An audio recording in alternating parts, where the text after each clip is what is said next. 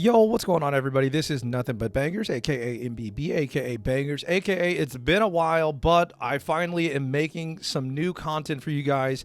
Basically, if you haven't looked at any of the top performing tournament decks, Executor EX has kind of turned into this big bad boss monster, and now everybody is trying to build decks that can at least, compete with Executor EX being played on curve. And that's kind of the big issue with the meta right now. But in this video, I'm going to go over some of the tech cards that you have seen throughout the past 3 sets so far, and just kind of give my thoughts on them, as well as one more highlight on just how much Executor EX is dominating. One of my go-to sources for just information and deck list and how things are performing is PokemonMeta.com. And I've been talking about this website for months now, since I believe it has gone live. And I just kind of wanted to point out a couple of things on this tier list before I go into the techs from each of the sets. But basically, this Executor EX and Serebii EX deck, it's basically built to really get Executor EX as fast as possible, and usually on curve with cards like Pokemon Communications, as well as combining a low amount of Pokemon in the deck. Now, this deck is something that I hinted at since like the first week of the set, and I figured, it would probably be a big player. And although we did have that moment where Dark Zone was, really oppressive, and Magneton and Magnezone was being played and everything, and all the, that's still pretty much true. We didn't really see Executor EX take off the way that some of us anticipated it would. And since then, basically, Executor EX has been one of the most played decks in almost every tournament, and performing very well. It's taken down quite a few events too. Now, the one thing that I want to point out that's really interesting about this is they give decks a power rating on Pokemon Metting, or PokemonMeta.com. And we have never seen a deck hit a score of over 200. I think the highest I was told was around the 180s, and that was Dark Zone before it got split up into a bunch of different variants. But this deck is dominating at a rate that we have not seen in the game so far.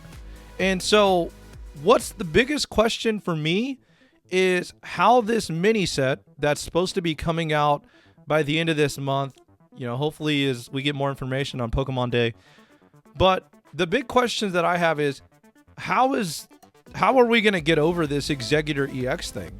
Because you need a dominant fire basic Pokemon is the way that it looks.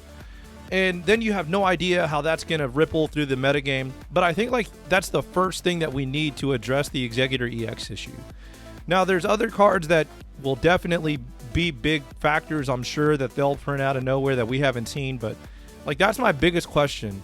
And the thing is, if they make better cards, the big question is, well, can those cards help this Executor EX deck that plays 5 Pokemon and 2 Pokemon Communications, right? That's the big question is you may print really good cards, but if those cards can just be put into the Executor deck, we're just kind of spinning our wheels. And I'm not saying that other decks can't compete. I'm just saying that Executor EX is just really, really, really good. That's just kind of the issue. And, you've got your other players, and basically your other players right now are decks that can deal with Egg before it evolves, or decks that can, immediately just put pressure and also KO a Executor EX at full health. And so that's why Charizard and Skarmory are still a thing. And Dark Zone and Darkrai and Magnezone, that dark deck, is still really good because Magnezone can consecutively fire 110 damage into Executor EXs. So all of these decks, the main reason why they're still up there and still performing well is because they can deal with Executor EX. So again, the meta is basically play Executor EX or play a deck that can beat Executor EX. That's basically the meta. And I think that's part of the reason why some people are maybe not enjoying the game so much. But anyways, there's a bunch of other decks, and the cool thing is, dude, there's still a variety of decks that you can play. And that's something that I want to harp on too, is even though there may be kind of a gatekeepers for the game right now in terms of winning at the highest level, you still are going to have those rogue decks, those decks that aren't played as often, those decks that are not as popular as Executor, Charizard, or Dark Zone. And you're still going to have decks be able to perform because like we have such a wide pool, and like there's some cards that if you don't answer them right away, I mentioned this in another video, snowball cards. If you don't answer them right away, they just snowball into bigger threats and end up being able to win the game. So, you know, the mana fees, you know, even the 18 trainer Pachirisu deck is kind of a snowball card, right? And then you've also got stuff like Dialga that can do that. And even cards like Palkia EX that can get Misty'd and stuff like that. So you've got a lot of different things that can still win, but it's just overwhelmingly a big presence of Big Boss Executor EX. And, you know, that's just kind of the nature of the game. But again, there's still a lot of cool decks that you can play, and there's still ways to find joy in the game, but that's just kind of the current state of the game right now. And, you know, personally, I'm just playing other things, right? Like I'm playing Manaphy and Pidgeot, Manaphy and Bidoof, Greninja, Bidoof. Like I'm playing a bunch of just other stuff just to kind of hang out and try to, you know, find joy in the game. And, you know, that's just kind of where I am. So I want to know, where are you with the game right now? Are you enjoying the game right now? Are you enjoying playing rogue decks, or are you just enjoying playing the best decks in the game, which are pretty much Executor EX and the things that beat it? What are your thoughts on the game right now? But with that being said, let's get to the actual main focus of the video. I didn't think that I would take this long, but I figured, you know, I haven't made a video in a while, so let's just talk about the state of the game as well. So let's start off the list of tech cards, and I went set by set, starting with Genetic Apex. And for the sake of this video, tech card is just a card that I think you could put into your deck that tries to address maybe some matchup issues, or maybe it's a card that kind of makes one of your matchups better, or basically it's just trying to fill a niche in your deck. Now, the other thing that I point out before I get into this recap is that all of these Pokemon are going to be basic Pokemon, and some of them will require a little bit of synergy with supporters, but I tried to leave off anything that's like a stage 1 or stage 2 just to like not get too deep. But let me know what you think about this list, and if you want to see a video like this for stage 1s, let me know in the comments. But let's start off with Kangaskhan. So Kangaskhan, I'm going to give it a thumbs up, and you've seen this card start to see a little bit of a resurgence over cards like Druddigon, because it can also pressure your opponent a little bit. So I think that Kangaskhan can also deal with Execute before it evolves. And so like that's another big thing that a lot of people like about it, right? Like obviously you have to flip 2 heads, which is difficult. But if you flip 2 heads, you know, you can basically win the game on the spot in some cases, or really set your opponent back into a weird position sometimes. Or you can set it up to where even if they have 2 executes and you KO one of them, well, now you just need to deal with the Executor EX and you win the game. So again, Kangaskhan, thumbs up.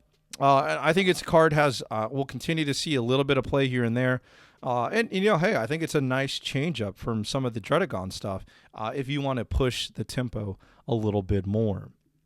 Another card from Genetic Apex is Farfetch'd.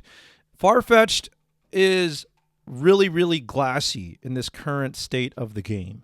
And so, like, that's one of the big issues with Farfetch'd. However, when you combine it with a card like a Rocky Helmet, well, you're potentially dealing 100 damage with your Farfetch'd, right? Let's just say that you attack twice and they one-shot it. Well, they're taking 2 attacks for 40 damage and then 20 from the Rocky Helmet. So Farfetch'd, I still think, is a really solid card. It's just not able to find space in a lot of decks, especially decks that maybe have a hard time, you know, really applying a lot of pressure after that Farfetch'd, you know, in the beginning of the game. But like, if your deck is glassy, I don't know that Farfetch'd is the answer, but there's some one prize decks that can really utilize Farfetch'd. And also, again, like any card that can deal with Execute before it evolves, you know, even though it does include Giovanni, is a card that's definitely worth looking into. And then the last thing that I'll mention is that this card deals with EXs in a weird way too, right? Especially, you know, if you're able to extend its life with a giant cape, or, you know, really make your opponent kind of like not enjoy attacking it with a Rocky Helmet.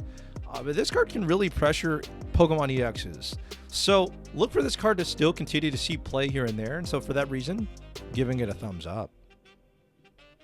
Hitmonlee is another card that for a while, when Spacetime Smackdown came out, people were like, oh, okay, we'll put the Hitmonlees away because we got a bunch of new toys. And then also, like, Magikarp, we don't know how much Gyarados is going to see play. And so for like a few days, as Space Time Smackdown came out, Hitmonlee play rate really dropped. But the thing is, if Druddigon exists in the meta, expect to see cards like Hitmonlee play a factor, because it's the best way for fighting decks in particular to go around Druddigon, right?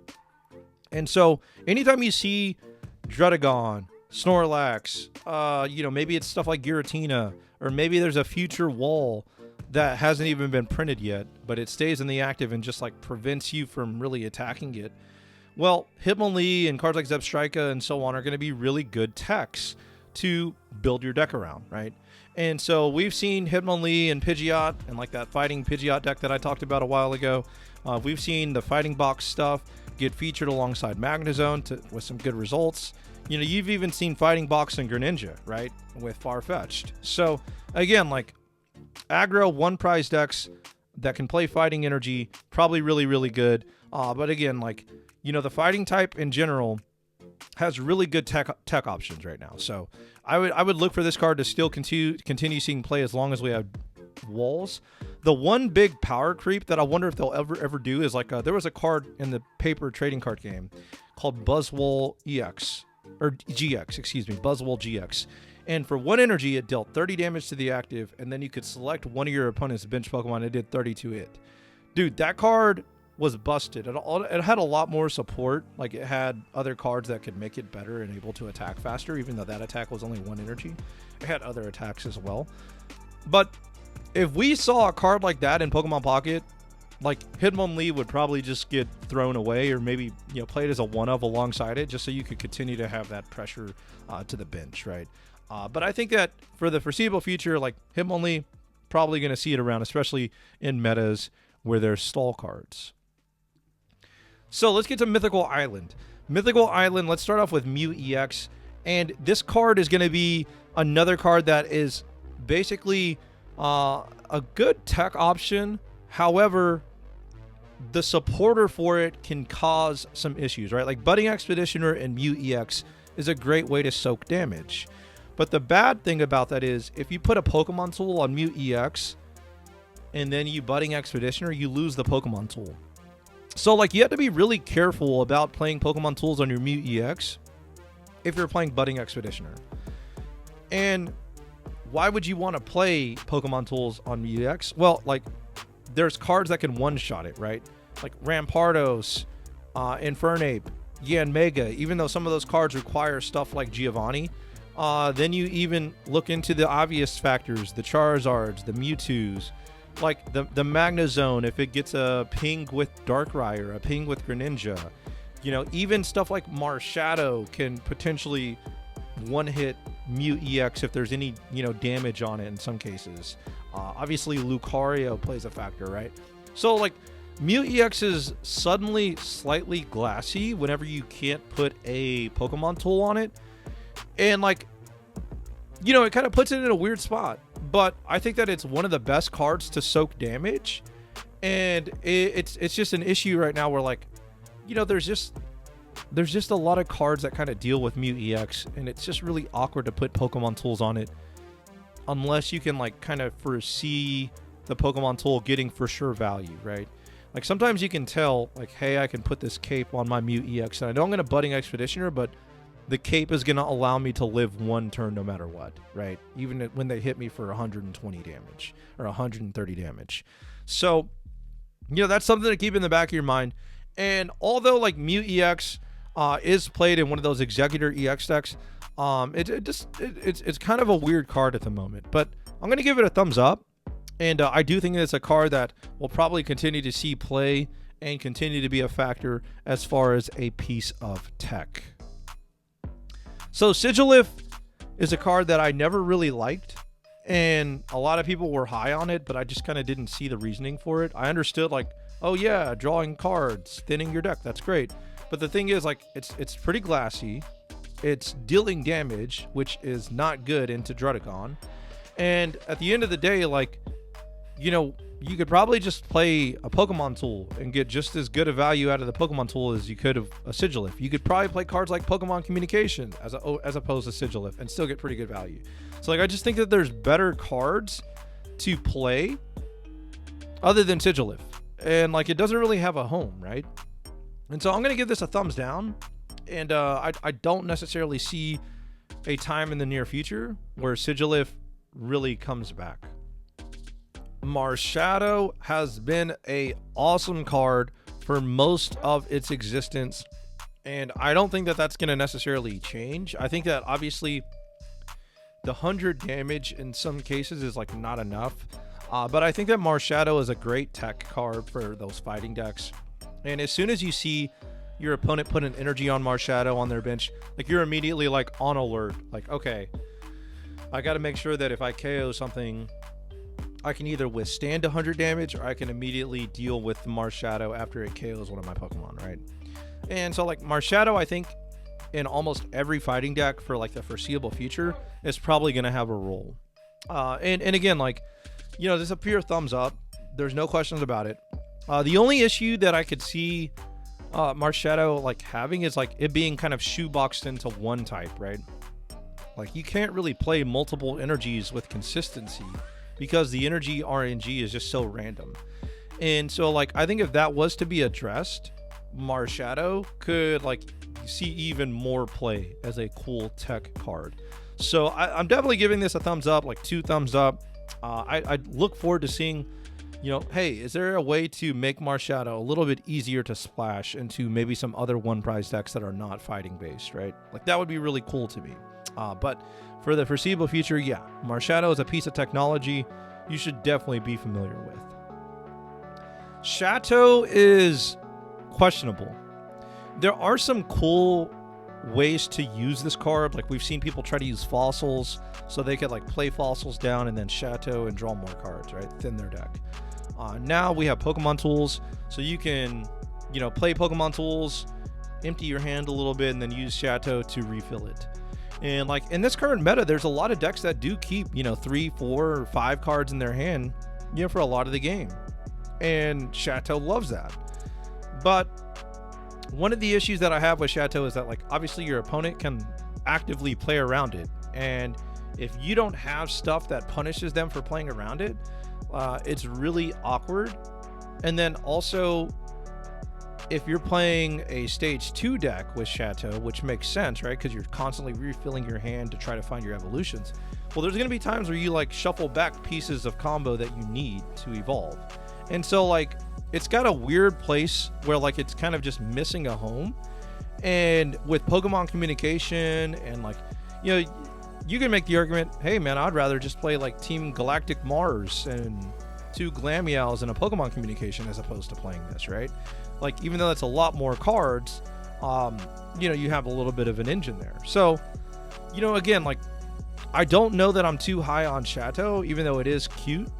I just don't think that Chateau really has a place right now, and I don't necessarily see that changing. So I'm going to give this a thumbs down. Tauros, fascinating card. The last card that I'll talk about for Mythical Island. Its big claim to fame was that it was the Executor EX killer, right? Like Executor EX and Tauros, if you could line those cards up, your Tauros has the chance to outrace an Executor EX, right? Because it's going to deal 80 damage, right? Or excuse me, it's going to deal 120 damage, which puts the Executor EX at, you know, what? Maybe 40 HP, maybe 60 HP if there's a giant cape. And then even if they Erica, it can still be in range of being 2-tapped by Tauros. And so like there's definitely like an argument that, hey, Tauros should be a thing because it can deal with Executor EX, but it like misses the mark on some other EXs that are kind of relevant, and then those EXs can one-shot Tauros, right? So like there's this weird balance of what deck do you play Tauros in, and then like what tool cards are you playing alongside it to like help it live longer or maybe like support it a little bit. And like the first thing that comes to mind for a lot of people is Dialga, right? But the thing with Dialga is if you go first, Dialga feels pretty awful, right? And then also Dialga is a EX. So you're giving up 2 prizes if it gets KO'd or Cyrus back out and KO'd. And now if your Tauros gets KO'd, you're just kind of like stuck. So like, I think the best way to play Tauros is probably something like a Manaphy, right? Something like a Manaphy, maybe Dawn. So that way, maybe as early as, turn 3 of the game, or excuse me, turn 4 of the game, maybe you can immediately deal 120 to their Executor EX and put them on notice that like, hey, you're about to get knocked out, right? Because again, there's the Manaphy, put an energy on Tauros, there's X speed out of the active, attach an energy, and then Dawn, right? That gets the job done. That's like a 5-card combo or whatever, right? So that's the issue. But maybe there's a way to play a deck like that. But again, you just have to worry about like, well, what about Magnezone? Doesn't Magnezone kind of like poop all over Tauros? And the answer is yes. Yes, it does. And so for me, I was a long-time doubter of Tauros, but I'm not ready to give it a thumbs down. I'm giving it in the middle. I'm just borderline. And maybe in the future, there's maybe a way to make the card a little bit more playable. I don't know.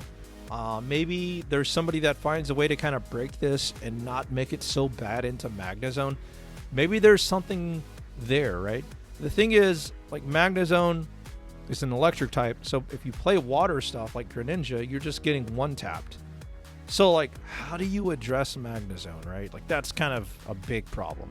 But again, Tauros in the middle, and I believe we are now going into Space-Time Smackdown. Azelf is a 70 HP basic that deals 20 damage to any of your opponent's Pokemon, so that's active or bench, for 1 Psychic Energy.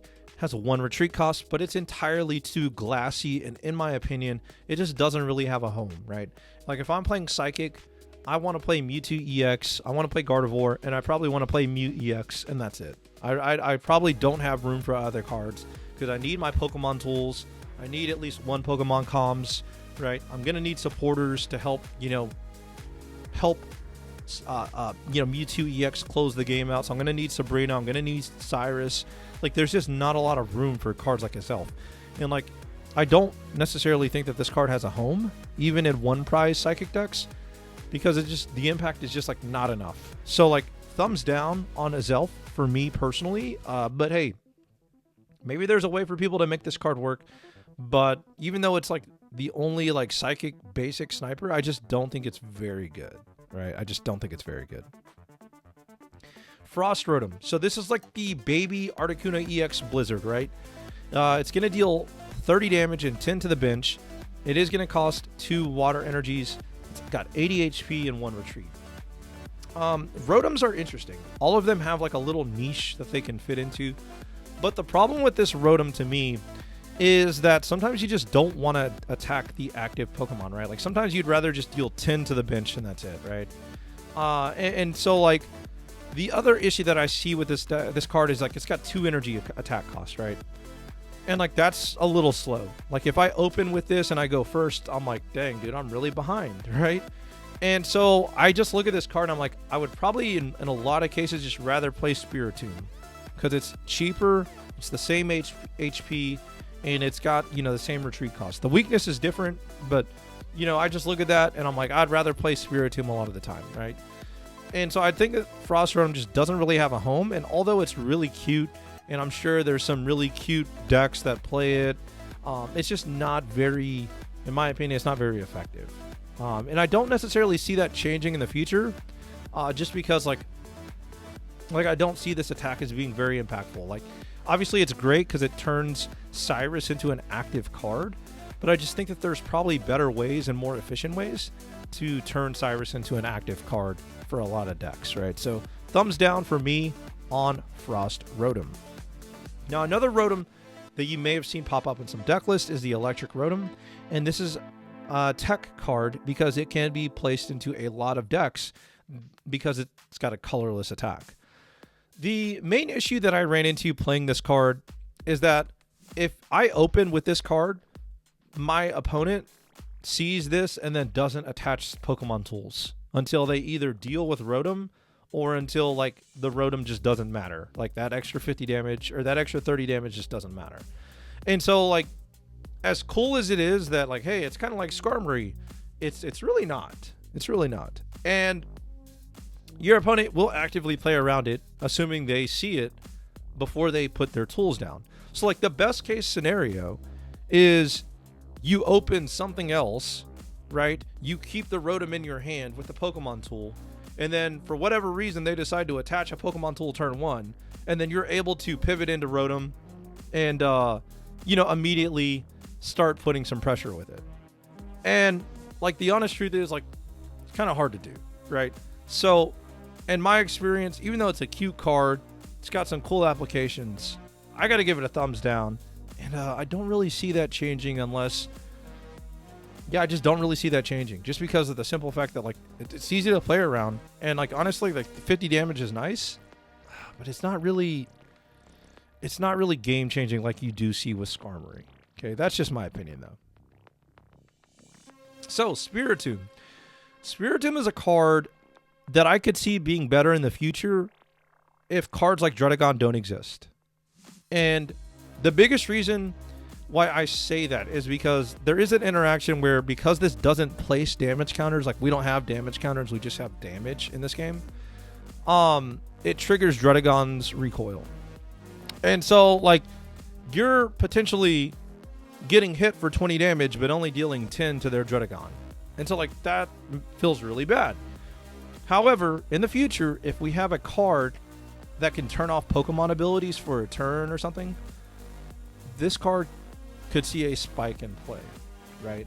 I turn off your abilities and then I deal 10 to everything, and now Cyrus is active, right? Or maybe I can continuously turn off your Pokemon abilities and keep just pinging everything with Spiritomb while I build up another threat on my bench. Like, that's definitely valid, right? But as of right now, I just don't think that it really has like a home. You could play it in some Darkrai decks, and they do decent, but yeah, it's really hard for this card to survive with Executor EX as common as it is. And so, I don't want to give it a thumbs up, but just in this current state of the game, probably giving this a thumbs down, right? Just probably giving this a thumbs down. And that's unfortunate because it is a cool card and the full art looks incredible. But I think right now, with no way to kind of play around abilities as well as the fact that Executor EX is so popular, I think you got to pretty much, it's very hard to play this card. Now, Shaman, on the other hand, great tech card. We've seen it played in freaking Charizard decks, obviously Executor EX decks. You could throw this in a lot of decks. There's some grass decks that could probably use it, but in all reality, if you're playing grass deck, the best grass deck is that, Executor EX with like 5 Pokemon, maybe 6, right? So this card is really, really solid in those decks, and it really throws off the math with cards like Greninja, with cards like Darkrai, even, stuff like Spiritomb gets negated with Shaman sometimes, right? So Shaman, awesome card. The big problems with it are that it's 60 HP, and, it is a liability, right? Like, if you open nothing but Shaman and then you can't get another active, like, you are on alert to get donked, and you may just lose the game very quickly. So it's kind of hard to put into some of those Executor EX decks because of that reason, right? But in the decks that have room for it and can get some value out of it, it's really good. It's really good at what it does. So I'm definitely a fan of Shaman. Definitely a thumbs up. Giratina. So this is a card that people have tried in Infernape, right? So they put an energy on it, so now it can free retreat whenever it needs to.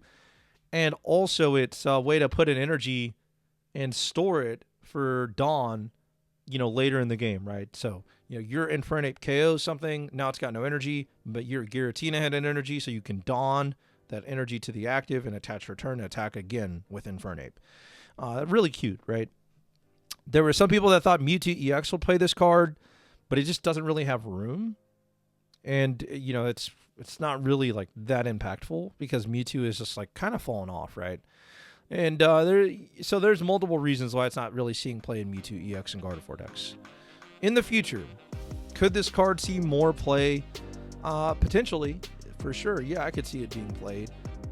If we have other ways to manipulate energy on the board, I could see this card being played. But like as of right now, I just don't think it has a home, and I don't know that the Infernape Giratina deck is the best way to play Infernape. I think it's a cute idea, but I'm not sold on it being the best way. Heck, the best way might be that Heapmore variant that some people have been playing. I don't know. But for right now, I'm going to give Giratina a thumbs down. I just don't think it necessarily has a home in any of the top decks. But in the future, I would keep an eye on this card. It could play a factor later on down the line. And, you know, hey, it's a different alternative to Druddigon, because with Giratina, you can just kind of stick it in the active and then put an energy on it, and now you can pivot at any point, you know. And it's a one prizer still, so like that's still pretty solid. But again, as of right now, thumbs down, but I'm definitely interested to see what it could bring in the future. Combi is a card I tried to fool around with, and ultimately it just doesn't do anything that's unfair, right? Like it's not ramping energy, it's not dealing an unfair amount of damage, it's not breaking the mechanics of the game, and for those reasons I couldn't put it on the same level as like a Manaphy. It's not really meta defining like a Druddigon, and like you know, it's cute if you play it with Vespiquen, right? And like, you know, you're able to deal 20 or 70 damage on, you know, your second turn of the game. Say you win second, I guess. Like, that's cute. But I think there's just better things to do. Like, I don't know, play Executor EX. And so, like, you know, it's a cute deck, but it's just, like, not really good. And then the card, you know, I tried playing, you know, like Greninja Combi. So I could put Combi in the active, I could attack and get a piece, like get a Froakie out, and then I could Pokemon Communication, you know, or I could like find a way to manipulate my cards and then hopefully evolve faster. And, you know, there were just a lot of games where Combi like just didn't do anything. And if I got Combi, my bench was already full, or if I got Combi, it was too late, just didn't do anything. Like, it just kind of took up space. And so, like, I don't necessarily see Combi as being something that is really relevant for, like, any deck, really. And, you know, obviously, yes, I get it. Vespiquen, I don't want to play Executor EX. Dude, kudos to you. Have fun. Wear it out. Just play base Executor. You'll probably do better, in my opinion, okay? But, you know, just looking at this card, and keep in mind, it can pull any random basic, right? It's not just grass types, right? That's why I mentioned Froakie. But I just, you know, for me, this is a thumbs down, right? It's just not a very good card. It's cute, but it just doesn't really add much. So the last card that I'll talk about, and guys, let me know what you think about this. Let me know if you want to see a video where we talk about stage 1 tech cards. Let me know what you think. Was I leaving off any Pokemon from this list? Like, let me know in the comments, because I want to hear feedback from you guys. It's been a while since I made videos, and honestly, I just wanted to make sure that I was putting out good content, and I didn't feel like I had anything really good to talk about, right? Like, I feel like the game is kind of like, it's in a peculiar spot right now. Although there is more variety than ever in terms of variety of decks that you can play. It just seems like the top decks are like very, very close to just being better than almost everything else, right? Like Executor, Dark Zone, you know, and the stuff that beats it, right? The Charizards, like those decks are just like really hard and to beat. And although like there's more cards than ever, again, I just look at it and I'm like, man, you know, I don't want to just put out videos just for the sake of putting them out. So yeah, that's kind of why I took a little bit of a breather. But with Bidoof, I think Bidoof has an interesting future. And I know it's a meme card. I know. I get it. I understand. But hear me out. So in the future, if we get cards that maybe are trainers and can put status effects, right? Can put you to sleep, can confuse you, can poison you. If we combine those cards with Bidoof, I feel like there's something there, right? I'm taking half of your HP, but before I do that, I'm using an item or a Pokemon ability or a supporter to put a status effect on you. So not only am I taking half your HP, I'm maybe confusing you, or I'm taking half your HP and then I'm burning you, or I'm taking half your HP and then I'm poisoning you. And now you have to decide, am I going to retreat Or do I stay in with the status effect and coin flip it? You know, what if my Pokemon's asleep and I can't, it doesn't wake up, right? So I think Bidoof has potential in the future. And don't forget that there is Bibarel that is 110 HP and it deals 60 damage. And I know that's not a lot, but if you look at it, anything under 130 HP, if there's no heal, there's no Pokemon tool, Bibarel can KO the next turn, right? Because if you're at 130 HP, I'm going to bring you down to 60 with Bidoof, and then Bibarel can finish you off. Okay? And then again, maybe Bibarel does the 60 and then a status effect finishes you off. So again, like, I think as a tech card, I think that there is potential in the future if we see abilities that can do that. Like, think Hypno, right? Where Hypno can coin flip to put you to sleep. Well, what if there's a basic Pokemon that can poison, right? What if there's a basic Pokemon that can confuse? Even a stage 1 that could confuse from the bench or could poison or burn from the bench. Like, that's fascinating, and it could be a thing where it works very well with Bidoof. And because Bidoof is colorless, it makes it a lot easier to splash. Now, what are the weaknesses of Bidoof? Well, it's glassy. 60 HP, it's very glassy, it's very squishy, right? To retreat, you got to run Leaf, right? Because if you don't run Leaf, then you run into those times where you open it and you're just like, oh no, I just lose, right? And so I've been playing it with Manaphy. I don't love it with Dialga because, like, Dialga is a little bit slower and it's 2 prizes instead of 1. But again, I do think that Bidoof, as crazy as it sounds, if we eventually see those 250 HP Pokemon, those 300 HP Pokemon, like, dude, Bidoof has a weird way of chipping those things down. And with status effects, you really wonder, like, hey, is there something else that could go with Bidoof and make that deck actually playable? Just something to think about in the future. But again, thank you guys so much for tuning in to the content.